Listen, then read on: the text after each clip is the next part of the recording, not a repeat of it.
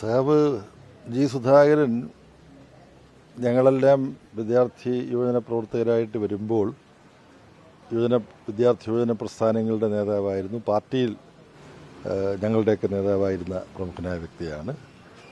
അപ്പോൾ അദ്ദേഹം ഇപ്പോൾ സംസ്ഥാന പാർട്ടി സെക്രട്ടറി സഖാവ് എം വി ഗോവിന്ദൻ മാസ്റ്ററെല്ലാം അദ്ദേഹത്തിൻ്റെ ഒരു ഫേസ്ബുക്ക് പോസ്റ്റുമായി ബന്ധപ്പെട്ട് അദ്ദേഹവുമായി ആശയവിനിമയം നടത്തിയിട്ടുണ്ട്, സംസാരിച്ചിട്ടുണ്ട്.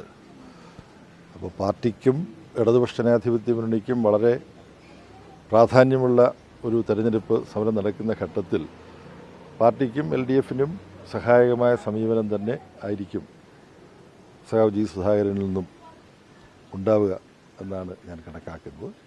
മറ്റു തരത്തിലുള്ള പ്രശ്നങ്ങളൊന്നും ഉണ്ടാവുമെന്ന് ഞാൻ കരുതുന്നില്ല.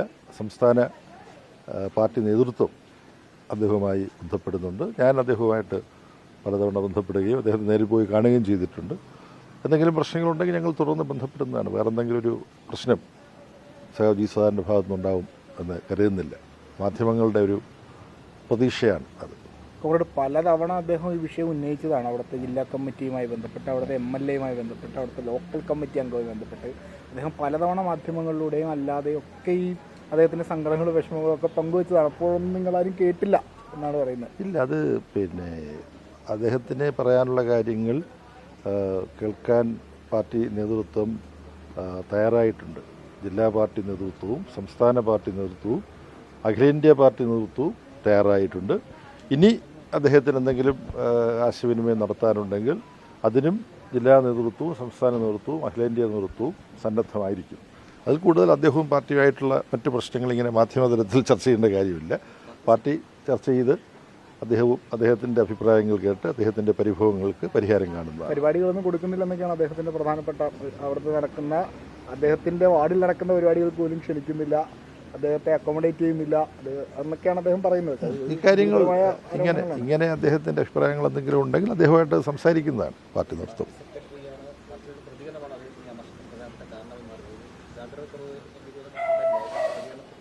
ഇല്ല, അക്കാര്യങ്ങൾ ഗോവിന്ദൻ മാസ്റ്റർ അദ്ദേഹത്തെ ബന്ധപ്പെട്ട് അദ്ദേഹത്തിനോട് വിശദീകരിച്ചിട്ടുണ്ട്. അത് അദ്ദേഹത്തിന് ബോധ്യപ്പെട്ടുണ്ടാവും എന്ന് തന്നെയാണ് ഞാൻ കരുതുന്നത്.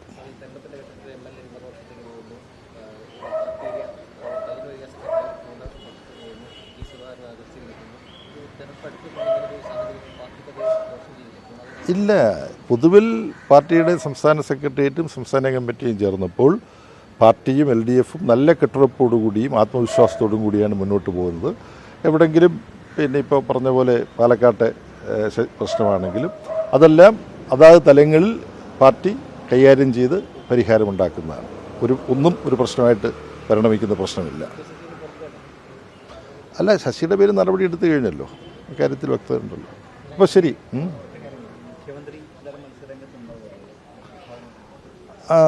കേരളത്തിൽ CPIMൻ്റെയും ഇടതുപക്ഷ ജനാധിപത്യ മുന്നണിയെയും അനിഷേധ്യനായ നേതാവാണ് സഖാവ് പിണറായി വിജയൻ എന്നുള്ള കാര്യം നിങ്ങൾക്കെല്ലാം അറിയാവുന്നതാണ്. അപ്പോൾ അദ്ദേഹം മത്സരരംഗത്ത് തന്നെ നിന്നുകൊണ്ട് ഇടതുപക്ഷ ജനാധിപത്യ മുന്നണി നയിക്കും. അതാണ് ഇപ്പോൾ പാർട്ടി സംസ്ഥാന കമ്മിറ്റി വ്യക്തമാക്കിയിട്ടുള്ള കാര്യം. അതിൻ്റെ ചില നടപടിക്രമങ്ങൾ പൂർത്തീകരിക്കാനുണ്ട്.